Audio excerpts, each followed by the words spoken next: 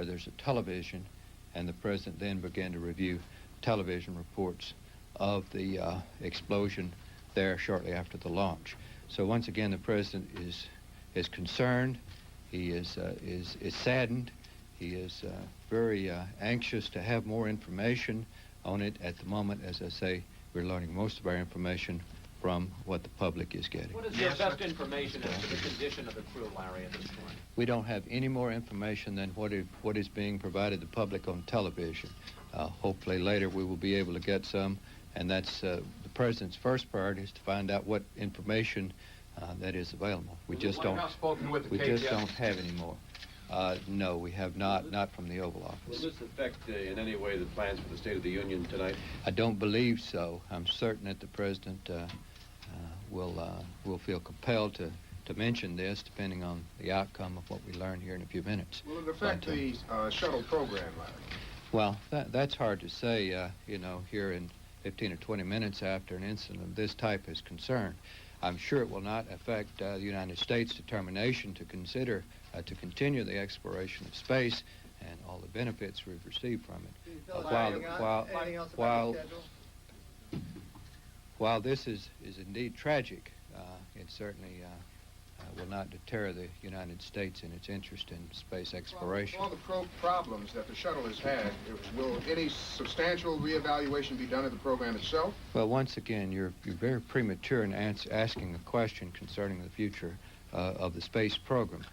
The United States has met adversity many times before in the space program. It is one of the most effective and successful programs of that type that any country has ever undertaken. Larry, can you tell us anything specifically that the president said, any quotations, and did he make any mention of the fact that the teacher that he suggested, that the program of a teacher in space, that teacher was on board this flight? Well, I know that was on his mind. Quite frankly, the president stood there in almost stunned silence as he watched the television. You could certainly read the concern, the sorrow, the anxiety on his face as he watched, and the group watched around him. As I say, he was virtually watched in silence. Might anyone from the White House be leading some sort of investigating team, or will it just be up to NASA to investigate this? All this is very, very early, and there's just nothing we can say. Our immediate concern is the crew, and all of these other questions will just have to be deferred until much later. Was anything said about the fact that the teacher was on board this plane? Well, it was something that was on all of our minds, that we did have the first teacher in space, really the first civilian, so to speak, other than our members of Congress who have flown in space, and certainly that's on our mind. Any scientific aides who have been able to say that they could survive such an explosion? Just don't have that kind of information yet. You said that the Vice President, Admiral Poindexter, informed the President. How did the White House learn about it? I'm certain that we probably learned it from the news media, as we do many times when incidents like this occur unexpectedly. Might this influence the decision about whether other civilians will be allowed on the shuttle from now on, Larry? Once again, all of these questions, our immediate concern is for the fate of the crew, to find out exactly what has happened to those 7 people aboard. All of these other questions we'll just have to wait till later. Dale? Tell us anything about what the president's schedule, how the president's schedule is changing now? The president's schedule has not changed. He will keep on with what he had planned today and the State of the Union tonight.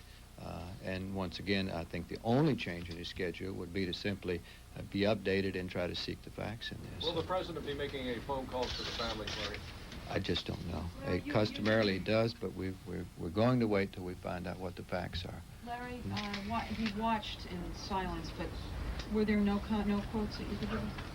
Nothing. It was virtually in silence. Are you going to know what's being done now, Larry, in terms of searching for? No. All of that information we just do not have yet. Dale, you had one question and you want to go on? Okay. What are your plans? What are your plans about briefing the rest of the afternoon on that? Well, I think once we find out what the facts are and particularly what the fate of the crew is, then we'll be prepared to say something. Larry, did you detect any sign of emotion as the president watched? Was he shaking his head? Were his eyes moist? Concern, anxiety, silence.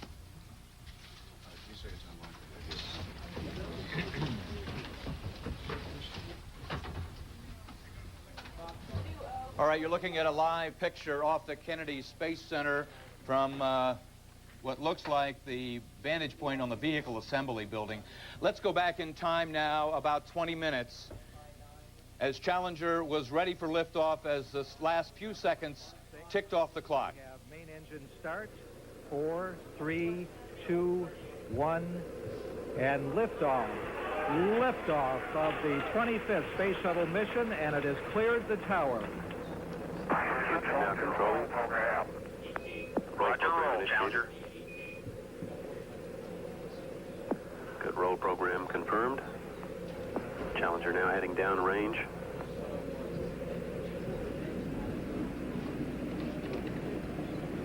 Liftoff this morning at 11:38 after a couple of delays for several hours. 4%. Normal throttles for most of the flight, 104%.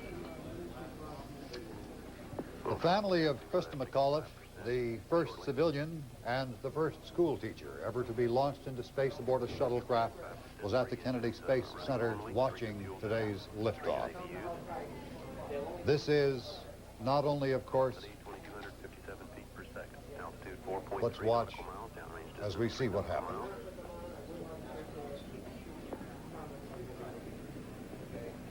Engines throttling up, 3 engines now at 104%. Challenger, go at throttle up. Challenger, go at throttle up. Close lights. 1 minute, 15 seconds. Velocity 2,900 feet per second. Altitude 9 nautical miles. Downrange distance 7 nautical miles.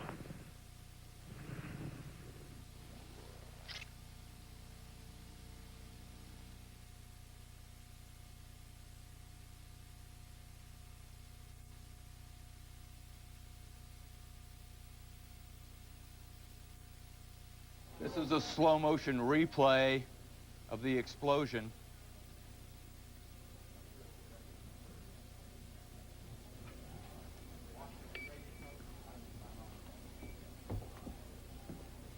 In looking at the slow motion replay, you could see flames break out. There you see one of the solid rocket boosters careening off to the right, still erupting a long tail of flame behind it.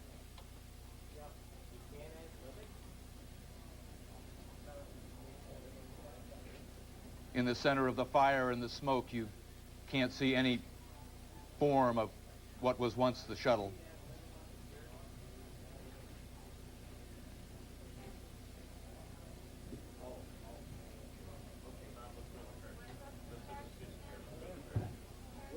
The one solid rocket booster still moving off to the right. A little later, you can see the other solid rocket go to the left. We are still not clear as yet, Tom, exactly what was parachuting down here. We're not clear, but we know that a C-130 was in the area and that medical personnel were dispatched by parachute down into the water to search for survivors. So this is possibly a rescue effort. That's right. This came about 12 or 12 and a half minutes after the explosion.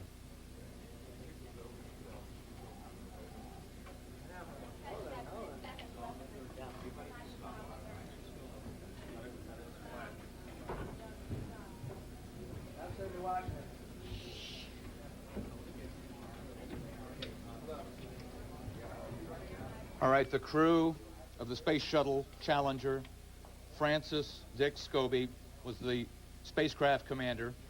He was born in May of 1939 in Washington State. He became a NASA astronaut in 1978. Michael Smith, who was the pilot of Challenger, commander in the United States Navy, he was born April 30th, 1945 in Beaufort, North Carolina. He became a NASA astronaut in 1980. Judith Resnick, on the top right, is one of 3 mission specialists that were aboard Challenger. She was born April 5th, 1949 in Akron, Ohio. She joined NASA's Astronaut Corps in 1978. Ronald McNair, bottom right, PhD, mission specialist. He joined NASA in 1978 as an astronaut. He was born October 21st, 1950 in Lake City, South Carolina. Ellison S. Unzuka, Lieutenant Colonel in the U.S. Air Force, was a mission specialist, top left. Became an astronaut in 1978. He was born in Hawaii, June 24th, 1946.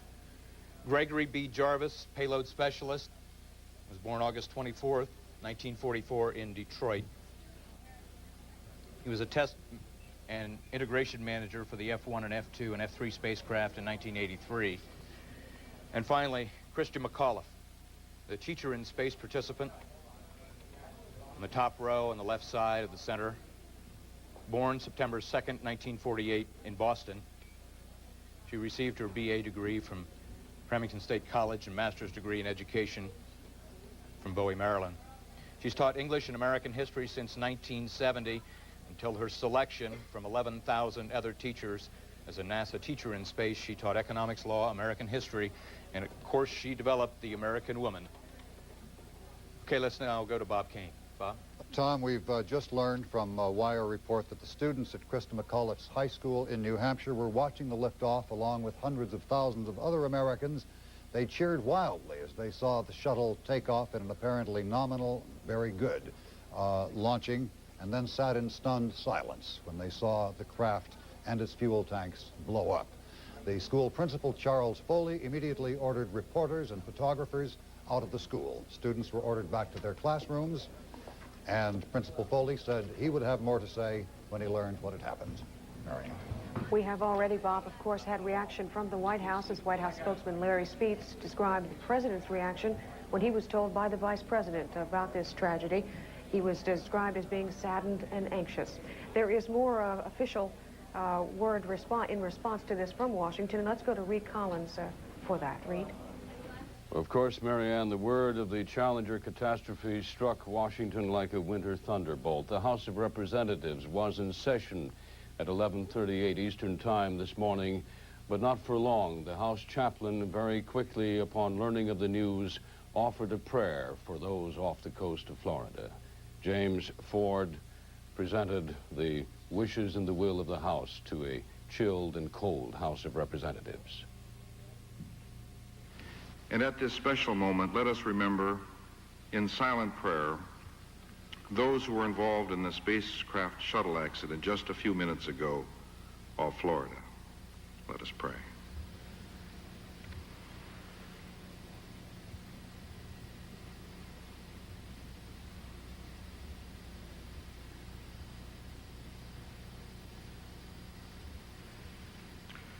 May your spirit, O Lord, be with them, and may your love follow them and their families this day and every day, we pray.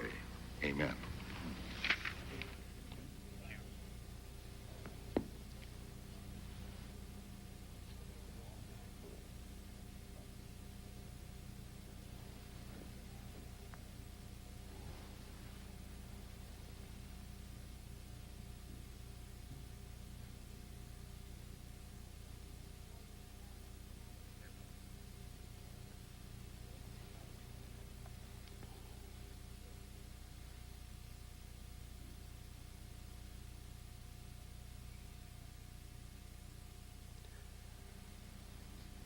And the House of Representatives prayed for the possible survivor of the 7 of the shuttle. Then the Speaker, Tip O'Neill, adjourned the House until 2 p.m. this afternoon. And that is only a portion of the effect of the tragedy of Challenger as far as it affects the nation's capital now, Bob. Thank you, Reed. And we will pause now at CNN in our coverage for 10 seconds of silence.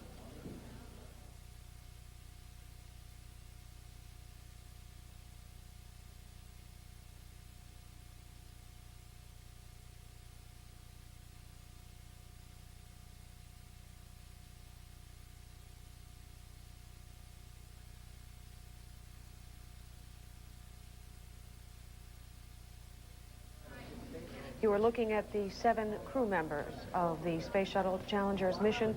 We have no official word as of yet on their fate, but the explosion, as you saw, was a tremendous and disastrous one. There was no hint of any problem at all other than what we came to regard almost affectionately as weather-related and technical gremlin-type problems that afflict the space program. It had been subject to several weather-imposed delays. A mechanical problem yesterday added to the problems. And then we heard that it might be launched at 11:38 this morning. There were tremendous cheers at NASA and also among the school children watching their school teacher become the first private citizen in space. And everything seemed to be going as planned and as scheduled and according to form.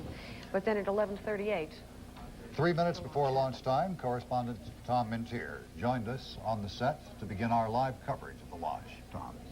Bob, the only concern that NASA really showed this morning was with the icicles, some of them 2 foot long, and it might be proper to go back and look and think about the situation with that.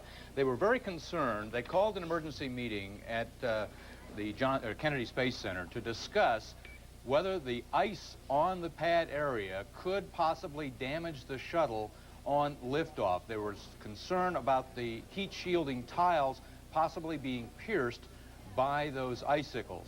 NASA has never gone through ice in the launch pad area before, and they decided at that meeting that it posed no danger, and they went ahead with the countdown. They were concerned, of course, with the low temperatures in the area. 2 days ago, when they decided to cancel for the weather the first time and did not go on the last Sunday, and then moved it up again, and were forced to cancel yesterday because of high winds in the landing area, winds that exceeded NASA flight rules. Associate Administrator Jess Moore previously, when pressured about NASA being so far behind schedule this year already with 2 missions only flown, stated emphatically that we will never compromise safety standards for schedule. Those were his words just a few days ago. Let's go back now in time a little bit to 11:38 Eastern Time as the last few seconds ticked away from the clock. You'll see the shuttle's 3 main engines. We have main engine They light start. there.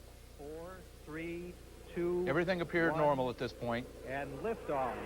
Liftoff of the 25th Space Shuttle mission, and it has cleared the tower. This was the first time that a shuttle had launched from the pad that had not been used for 10 years back in the Apollo program. The second pad would have allowed NASA to have their ambitious schedule of 15 missions this year. Engines beginning throttling down now at 94%. The roll procedure completed. For most of the flight, 104%. You see the 700-foot flames trailing the 2 white solid rocket boosters, and that brown tank is the external tank that contains the volatile fuel to fire those. Normally, 3 good fuel cells, 3 good APUs.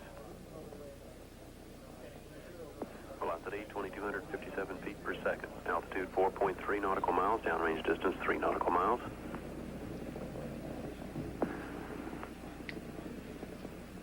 Engines throttling up. 3 engines now at 104%. Challenger, go at throttle up.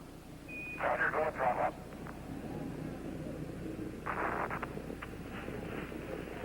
One minute, 15 seconds. Velocity 2,900. Let's look at the slow motion. You see the fire right at the bottom of the external tank, just above the flames. Then fire breaks out on the other side of the external tank. Then it explodes. It appears that the center of the external tank was the start of the explosion as it blew apart and turned into a huge fireball about 9 miles downrange from the Kennedy Space Center.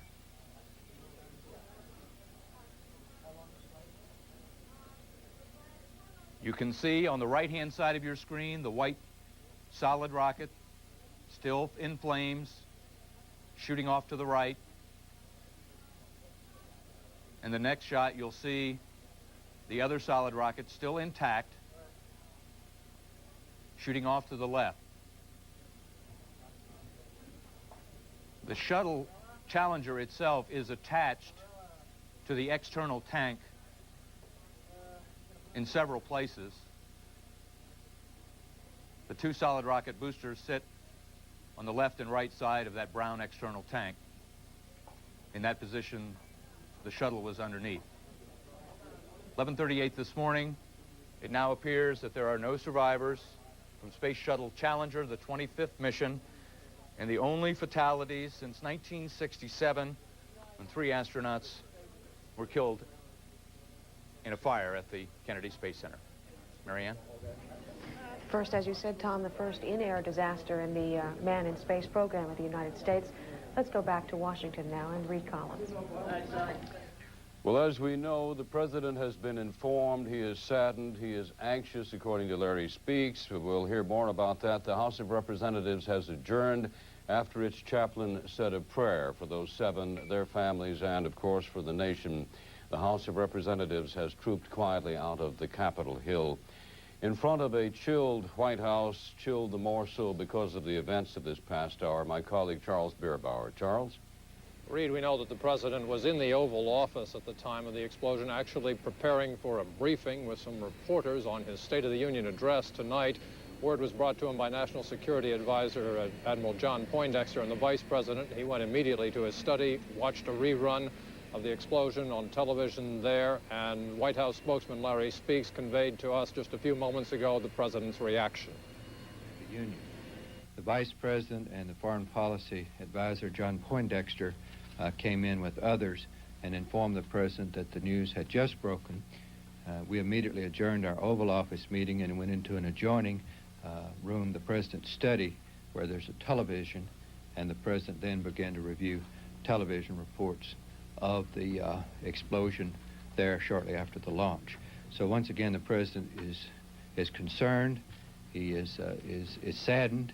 He is very anxious to have more information on it. At the moment, as I say, we're learning most of our information from what the public is getting. What is your best information? Spokesman Speaks said that the president watched the explosion, the taped replay, in stunned silence, that he really did not say much, but that the tragic emotion was on his face and very evident. Speaks said that, of course, the White House is trying to get further information, that was their top priority, to find out just what had happened, particularly the concern for the crew. It was, of course, President Reagan who came up with the program for sending a teacher in space, the first civilian to make that trip. And there is that distinct link between the president and the space program. In response to most questions, the White House spokesman really could not make any definitive answer at this point, too much unknown. As far as the space program itself goes, spokesman Larry Speaks said, despite the tragedy, that should not deter the U.S. space program, which has been one of this nation's great successes. Reed? Charles, of course, the president has a public duty to perform tonight his State of the Union address at 9 Eastern Time. It seems, does it not, almost inevitable that this is going to cast a long and mournful shadow over even that? Well, the president had hoped to make the kind of speech that was being described here as visionary, laying out his hopes for this country into the next century. I think it is fair to guess, in fact, Mr. Speaks sort of indicated that the president would be compelled to have something to say about this tragedy, and I think we will hear that tonight. Yes, it does indeed cast a pall on this event. But that is the latest live from the White House, where, as Charles says, the president has been informed. And now let's go back to the scene in NASA Live. Launch approximately a minute or so after tower clear. There was an apparent explosion of the orbiter. At the time, data was lost approximately a minute into the flight. That was shortly after throttle up to 104% of the 3 main engines. The flight director polled flight controller positions in the room later on and this morning, and was informed that there were no anomalous indications at the time. Tracking reported impact of the vehicle with the water. According to data, that was approximately 18 miles downrange at the time data stopped. Recovery forces being deployed to the field,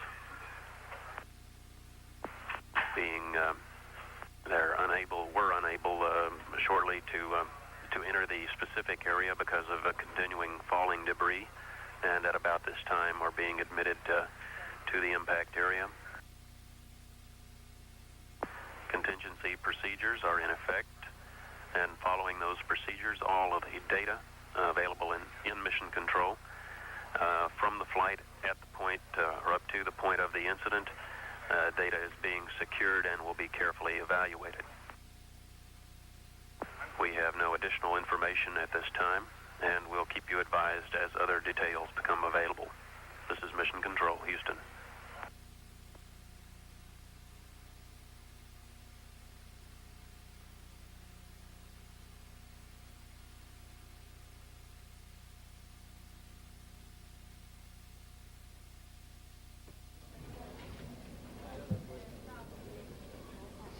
Among the Americans who saw the devastation that struck America's space program and 7 people aboard the space shuttle were the husband of 37-year-old New Hampshire school teacher Christa McAuliffe and her 9-year-old daughter. It was last July 19th that CNN correspondent Tony Clark talked with Christa McAuliffe as she prepared for her role aboard the shuttle. The training will start in September. Did you think that you were ever going to fail in any part of the testing? No, that wasn't really part of the evaluation process. So even if I had gotten sick on it, I'd still be all right. Were you surprised by any of the testing or anything? Did you think it was harder than... The intensity of it, just lots and lots of things crammed into a week. I mean, we were just running from early in the morning to late at night. Do you think that was part of the training or the testing? Well, maybe, but I think they were also, they knew that we only had us for a short period of time. They were just trying to cram as much as possible so that we could really experience everything that we could in that short period of time. Scott said today you were going to take one of his pet frogs along on the flight. Is that going to be one of the pieces of the cargo? Yes, we're going to put that frog right on the shuttle. This is Scott? This is Scott. Scott, does the frog have a name yet? Legal. Legal, the frog is going to go into space? That's part of the deal. Did NASA know about this? I do have a personal compartment on board the shuttle. I can take some things along with me. Not big enough for any of you, but... Actually, have you seen the inside? You must have seen the inside of one of these things. Yeah. A personal compartment. How comfortable is it? It's probably about this big and about that wide, so that you can bring some things that you would like Personal to bring. effects? Yeah. The t-shirts that you're going to wear, and some things for your family. What kind of t-shirts are you going to wear? Oh, I don't know. I'll have to get a good New Hampshire one. Can you tell us about the camaraderie between you and the other 9 finalists? Oh, it's just wonderful. It really is. I mean, we went through so much. All I can liken it to is having a small bunch of big kisses. Krista, finally, what's it like? Where's Kitty Bob? She's resting. Oh, she's resting? Oh, who's with her? Oh. Now it's 20 seconds. A long 20 seconds. Is this like a countdown? She will now start any minute. I don't know. Dion, Krista is here with me now. She just got off the plane a while ago, and I know that you were chosen for this mission partly because of your disposition. You've been giggling since you got here. Tell me. Why, again, you've said it so many times, why is this so important to you, making this trip on the shuttle? Well, it's important for a lot of reasons, but I think the most important thing is to humanize the space age to a point where everybody feels a part of it, and the students really connect with that. They're the wave of the future. They're the ones who are going to have to deal with the space stations and beyond, and I really hope and feel that it's part of the teaching profession to bring those new career opportunities. I know, it's wonderful. Okay, all right, so how's it feel to be back in New Hampshire? It feels great to be home. I am really delighted because I kept hearing about all of these wonderful things that people were doing while I was down in Washington, while I was down in Houston, and I couldn't share with that. And Steve would tell me on the phone, and he'd say, you got some letters, or, people called, and I couldn't share with that. So I'm really glad I'm home. How long are you going to be home for? Well, hopefully I'll be home on and off for about a month, so I'll be able to spend some time in New Hampshire. I got to ask you, when did you find out? Did you find out just before the announcement, or? Yeah, we did. We asked as a group, we requested that we find out prior to going into the room. It was a small room. There were a lot of press there. We've invested an awful lot of emotion in these last 2 weeks, and we really felt that we needed to find out and compose ourselves before walking into the room. So we did know before we walked in. What were your feelings when you found out? Well, it was rather funny when we were talking about what was happening at home, and I was saying something to the effect that, when I'm not home, and I said my husband really relies on cornflakes and milk because that's kind of his staple. And Ann Bradley turned around and kind of, without missing a beat, she turned around and she said to me while the whole group was together, she said, I think you better buy some more cornflakes and milk. The students at Christa McAuliffe's Concord High School in New Hampshire were among those watching the launch, the liftoff on television. They cheered, and they continued to cheer, not realizing something had gone wrong, until a teacher hushed them, told them to be quiet because she knew something had gone wrong. At that point, students were overheard saying, "This can't be real, we can't be watching this." The school principal then asked all reporters and photographers to leave the school. Reed? Bob, as we've heard, the president was in the White House. He quickly was summoned and watched some of the terrifying replays of the disaster that overtook Challenger. Across the Potomac, the Secretary of Defense, Caspar Weinberger, was in his office complex as well. He was conferring with other people about the business of defense. The chairman of the Joint Chiefs of Staff, Admiral Crowe, was with him, we understand. The secretary was advised of what had befallen the Challenger, and he quickly adjourned his meeting, went to an adjoining television room to watch. Caspar Weinberger watched, as you have also, and his comment was, "Oh, no." Then his concern was apparent from that comment only, shocked and disappointed.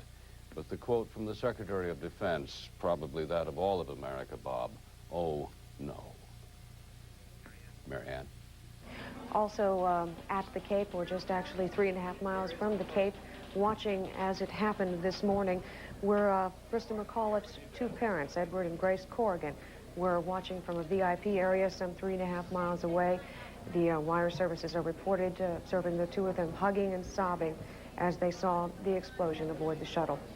NASA, immediately after the explosion on the shuttle, was silent for quite some time, made hardly any reference rather than acknowledging that there had been an explosion and there were recovery efforts underway. We did have one official statement from NASA, and we'll play that back for you now. We had an apparently nominal liftoff this morning at 11:38 Eastern Time. The ascent phase appeared normal through approximately the completion of the roll program and throttle down and engine throttle back to 104%. At that point, we had an apparent explosion. Subsequent to that, the tracking crews reported to the flight dynamics officer that the vehicle appeared to have exploded and that we had an impact in the water downrange at a location approximately 28.64 degrees north, 80.28 degrees west. At the time the data was lost with the vehicle,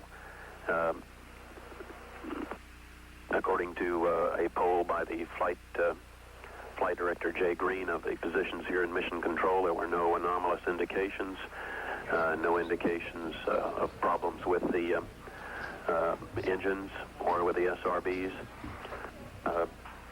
or with any of the other systems at that moment through the point at which we lost data. Again, this is preliminary information. It's all that we have at the moment. Well,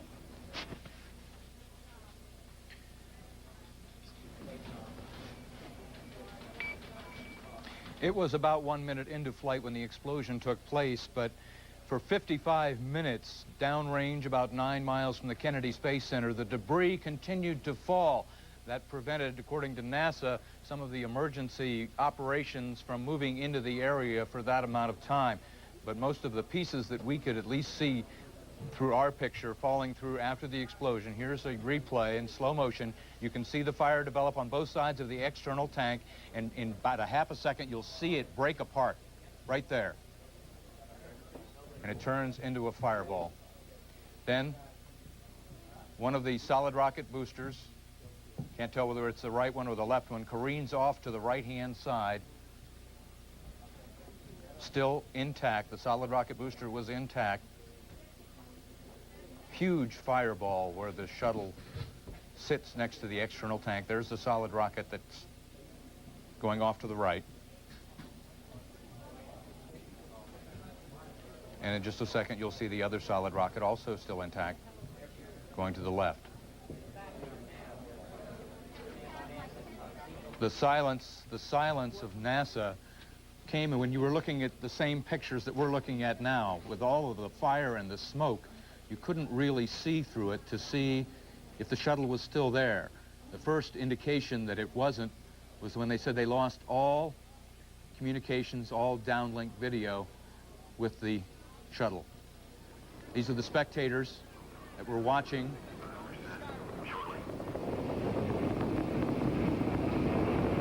Engines at 65%, 3 engines running normally, 3 good fuel cells, 3 good APUs.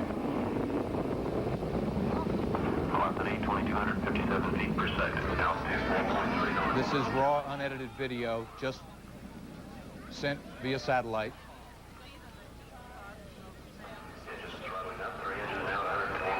Challenger, go with throttle up.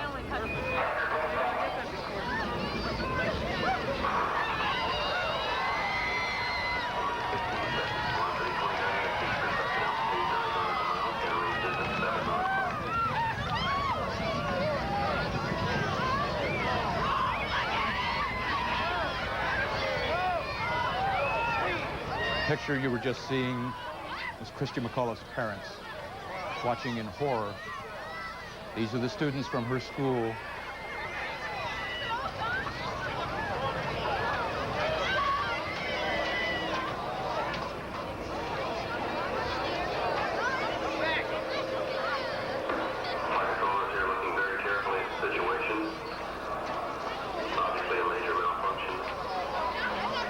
Many of them probably had their view blocked just as we did with the television cameras, with just a huge fireball and a huge cloud of smoke.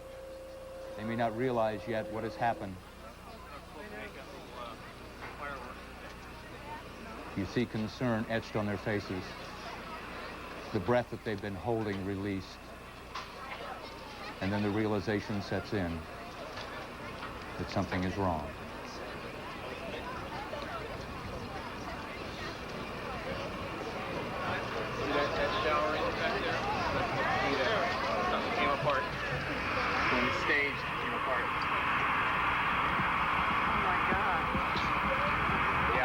At that point, all that remained was... Flight dynamics officer that the vehicle has exploded. Flight director confirms that. We are looking at checking with the recovery forces to see what can be done at this point.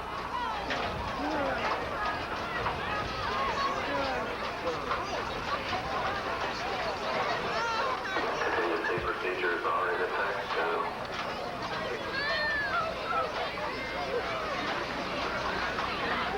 Gave me the wrong stuff. Edward and Grace Corrigan. They were about 3.5 miles away from the area of the launch pad in the VIP launch area. The contingency operations and awaiting word from any recovery forces in the downrange field.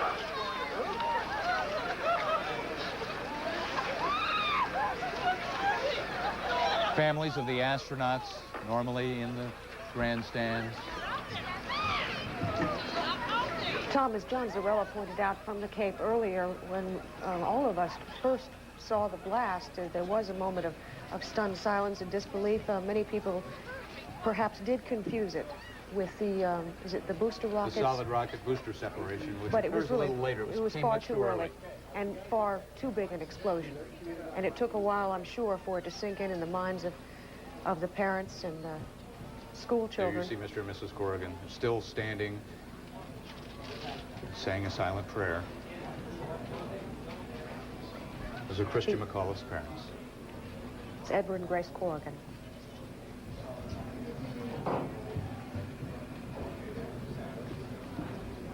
Mrs. Corrigan had said in an earlier interview with CNN that she would be thrilled to be the one to be up there herself. That she once took flying lessons just because she liked the adventure of it. They'd always encouraged their daughter to be adventurous and to go for it, in her words. Tom, the area that we were just watching, the bleachers where people were watching and photographing the launch, who was allowed in there? That is the VIP section, invited guests for this launch. I myself received an invitation from Michael Smith, who was the pilot on this flight, to sit in these same bleachers and to watch his launch. Michael Smith has been a guest here on CNN before on our launch coverage and sent me a special invitation to go. That would then include family members of the astronauts, friends? It includes family members. I understand there was a delegation from China of 100 people, school children from New Hampshire.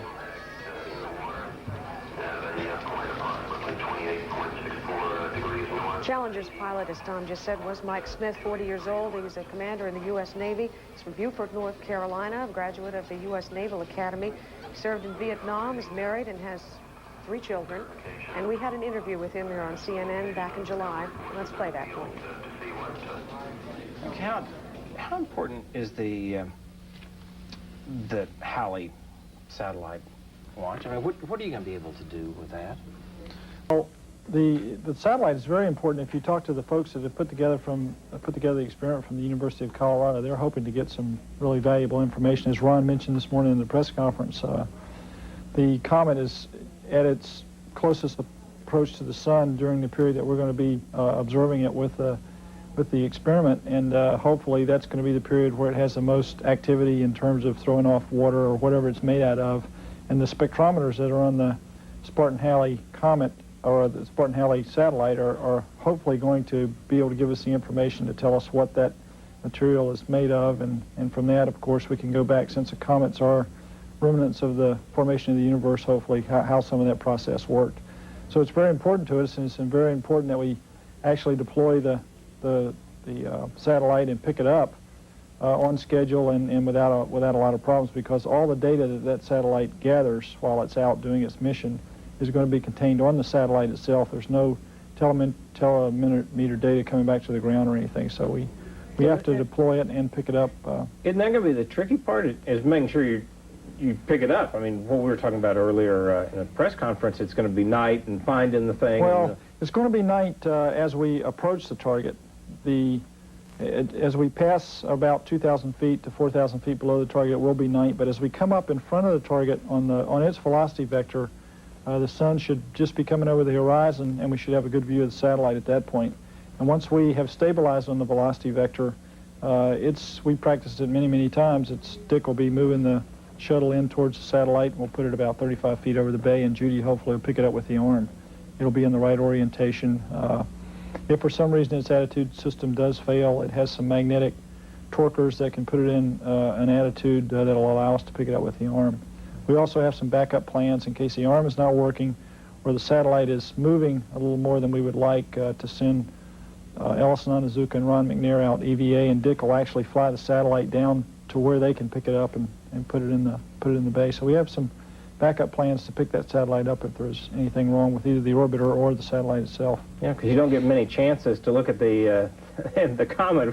No, and if, like I said, if we don't get the satellite back, we don't have any data. Yeah.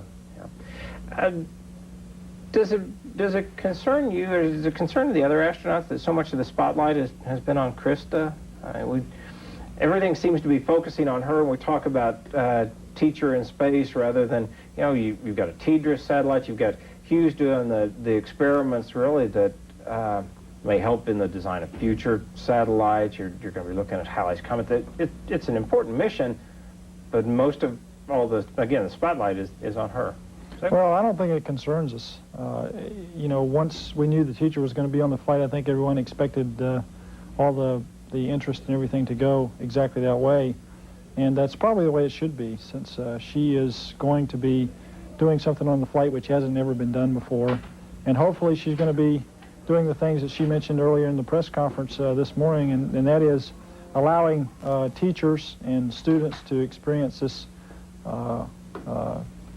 experience that you have in space, and hopefully transmit some of that enthusiasm to some of the students. I don't mean to minimize the other parts of the mission. They're very important. The TDRS satellite is going to give us a lot more capability, certainly, than we have now to communicate with orbiters, and hopefully in the future the space station. And the Spartan-Halley is going to do some good scientific research, and Greg's projects are certainly important and will influence, I think, satellite design for many years to come. Yeah, and, as you mentioned, she's going to get, hopefully, a lot of students interested in space and becoming astronauts. How did you get interested? Because there was no teacher in space to spur you. I guess, as far back as I can remember, all I ever wanted to do was fly. And when I was a young kid coming up, of course, the space program was just getting started, and my interest just naturally from the flying aspects went over to wanting to fly into space. And it's just something that I've wanted to do all my life. And I don't know how I got interested. I can't tell you. I just have always been interested in doing flying. So to me, it was just something that came Natural naturally. evolution, yeah. And especially for this kind of craft. It's not like the rockets that we've got sitting outside at the front gate where you just ride, but at least, I mean, there are controls. That's and right. you are... It launches like a rocket, and while it's on orbit, it is a a spacecraft, and then it transitions from a spacecraft back to a real airplane for landing. So that's very exciting. There were 7 people aboard the space shuttle when the disaster struck shortly after launch this morning at Kennedy Space Center. The spacecraft commander was Francis R. Dick Scobie. He was born May 19th, 1939. He was in the Air Force. He fought in Vietnam. He'd logged about 6,500 hours in 45 different kinds of aircraft. Scobie was pilot of the STS-41C Challenger mission in 1984. That was the mission which retrieved and repaired aboard the shuttle the ailing Solar Maximum Mission satellite.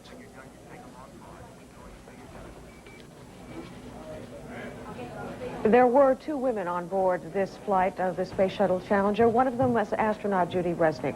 She was 36 years old, a classical pianist who earned a doctorate in electrical engineering from the University of Maryland. After college, Resnik was a research scientist for RCA, and then at the National Institutes of Health, and later for Xerox. She was selected as an astronaut back in 1978, born and raised in Akron, Ohio, and has a bachelor's degree from Carnegie Mellon University. Resnik trained on the shuttle's robot arm during her first flight. That was in 1984. She used the arm to delicately break away a chunk of ice that had built up on the Space Shuttle Discovery. Resnik was single, 36 years old. The other woman aboard was Krista McAuliffe. She was 37 years old, a Concord, New Hampshire high school English teacher, also taught American history. She was selected as the primary candidate for the NASA Teacher in Space project in July 1985. She began her training last September and had completed it nominally, as NASA says, normally, in time for today's launch. She was born in Boston, graduated from Framingham State College. She had a master's degree in education from Bowie State College in Bowie, Maryland. She had a 9-year-old daughter who, along with her husband, was watching this morning's launch at Kennedy Space Center, along with her parents. Also aboard today's shuttle mission, Air Force Lieutenant Colonel Ellison S. Onizika, 39 years old, a former aerospace engineer and pilot who taught courses at the Elite Air Force Test Pilot School in California. Born in Hawaii, has 2 degrees from the University of Colorado, was selected by NASA to be an astronaut in 1978. A crew member on the secret Department of Defense space shuttle flight last January. This was his 2nd space flight. He's married to the former Lorna Leiko Yoshida of Hawaii and had 2 children, Janelle, who was 16, and Darian, age 10. Gregory Jarvis was 42 years old. He was a payload specialist aboard this morning's shuttlecraft. He was born in August of 1944 in Detroit. He graduated from State University of New York at Buffalo with a degree in electrical engineering. He'd worked at Raytheon in Bedford, Massachusetts, designing circuits on missiles. Later, as a communications payload engineer in the Satellite Communications Program Office, Jarvis worked on advanced tactical communications satellites. He was again, on this Challenger mission, assigned the role of payload specialist. 36-year-old Ronald E. McNair was doing research on lasers at the time he was selected to be an astronaut. Born and raised in Lake City, South Carolina, the Doctorate of Science from the Massachusetts Institute of Technology. Joined the astronaut program in 1979, made his first space flight in 1984. Married to the former Cheryl Moore of Jamaica, New York. They had 2 children. We have to interrupt Marianne for a second. We're going to return to Mission Control. NASA is providing us with more information on what is happening off Kennedy Space Center. We're unable to get the rescue teams, the search and rescue teams, delayed in getting into the area because of debris continuing to fall from very high altitudes for as long almost as an hour after ascent. Those teams in place now in the search area.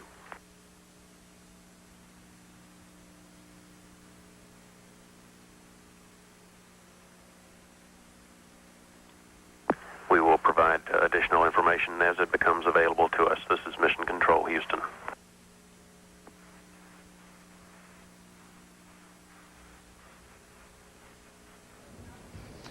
We'd like to conclude our coverage of the 7 people, recalling who the 7 people aboard this morning's mission were and what their assignments were. Michael Smith, commander in the Navy, had the role of pilot on this Challenger launch. He was born in 1945 in Beaufort, North Carolina. He became a NASA astronaut in 1980. He graduated from the U.S. Naval Academy. He got an MS degree in aeronautical engineering from the Naval Postgraduate School. Smith flew A-6 Intruders and also completed a Vietnam cruise assignment while assigned to attack squadron aboard the USS Kitty Hawk aircraft carrier. He had been awarded the Navy Distinguished Flying Cross, 3 Air Medals, 13 Strike Flight Air Medals, and the Navy Commendation Medal with a V. That's the Navy Unit Citation and the Vietnam Cross of Gallantry with Silver Star for his role in Vietnam. Michael Smith, the pilot of the Challenger.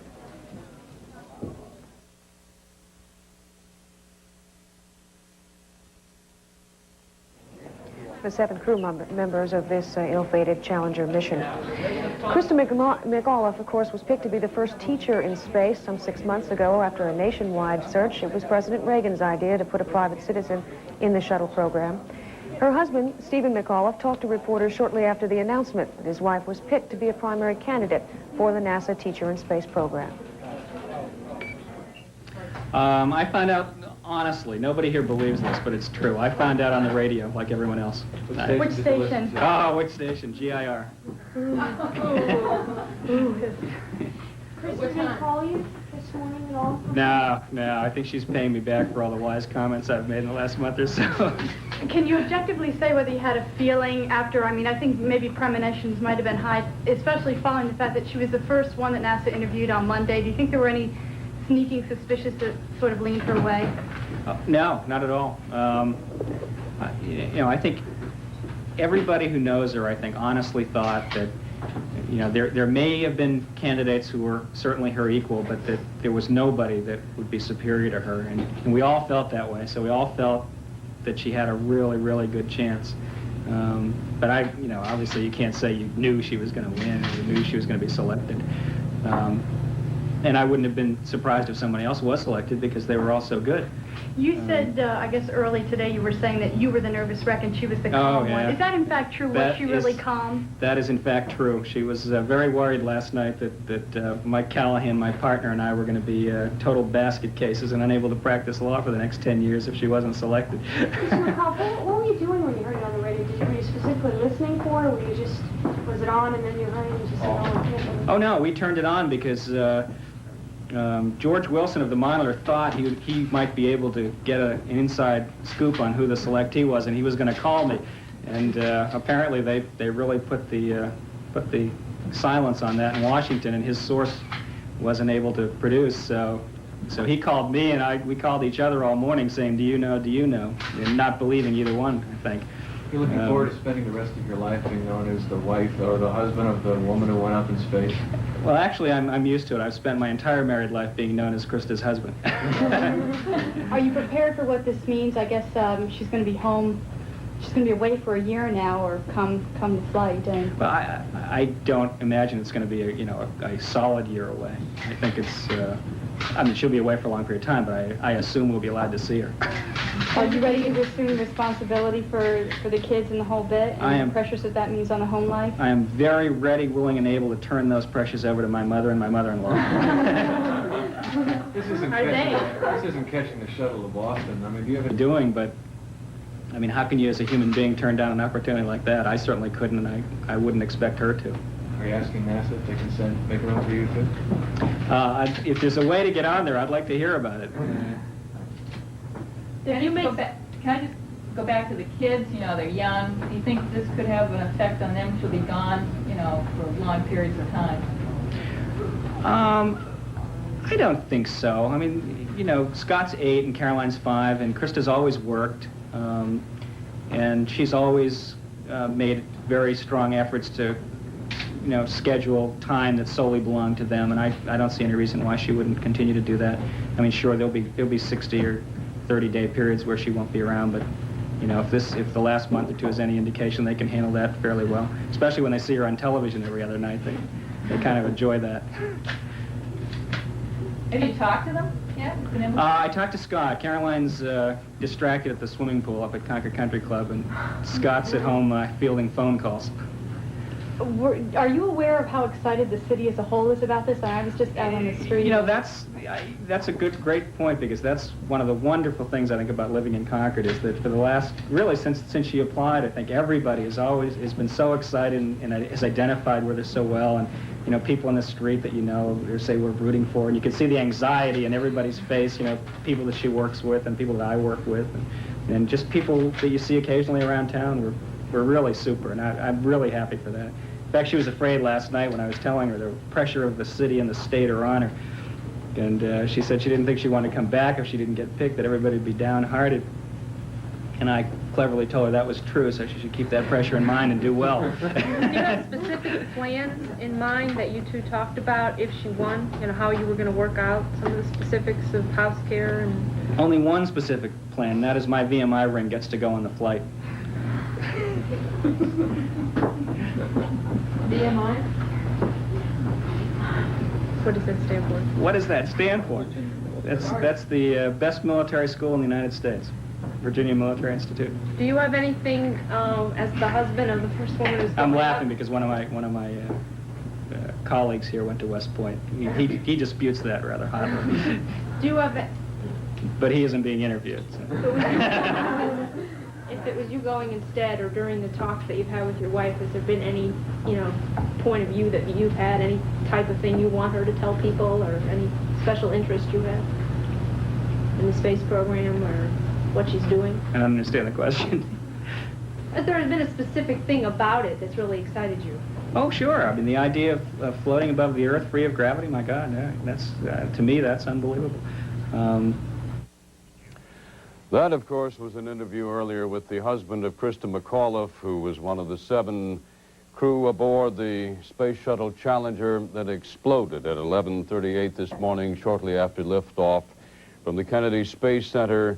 It is considered extremely doubtful that the accident was survivable. It is feared that America has lost all 7 of its astronauts, 2 women, a black man, and the other white males who were aboard this mission's flight. It was 19 years ago yesterday that America suffered its worst fatality. It has had, until today, no fatalities in actual space flight. But that was the fire aboard the Apollo Saturn 201, which was the 27th of January 1967, which Gus Grissom, Ed White, and Roger Chaffee lost their lives. That wasn't a flight, that was just a test interiorly of the Apollo spacecraft itself. Those men were killed by fire and fumes without ever having left the pad. As we saw this morning, Challenger did make it a minute 15 seconds into its flight, and was some 10.5 miles altitude by the time the explosion overtook it. The Soviets have had differing luck with their space flights. They have lost 3 men on re-entry once when they had a defection in the re-entry vehicle itself, a pressure problem, really probably human error. They failed to close a valve properly. They also lost a man whose returning spacecraft, Komarov, who got tangled in his parachutes coming down. Those are the fatalities the Soviets have mentioned. They've had other close calls, as have we. Nothing, however, like 7 people aboard one craft, because nothing except the space shuttle is capable of carrying 7 people aboard one spacecraft. As we know, as aircraft got bigger, the potential for disaster among them got greater as well. We have seen the sea, which now in the afternoon off the coast of Florida remains serene, strange, as recovery crews attempt to ply it. The wreckage should be some 8 miles offshore if it came straight down. It had tremendous forward as well as upward velocity, however. The craft was at that altitude flying about Mach 3, about 3 times the speed of sound, some 2,000 miles per hour as we count them here on Earth. The velocity would have thrust it up and onward considerably beyond the 10 miles up and the 8 miles out. That's the situation. As we say, we have not had, until this day at any rate, any fatalities in the short history of space flight. Yuri Gagarin, the first man in space for the Soviets, died much, much later in a simple plane crash east of Moscow. go back now to Atlanta, Lois Hart.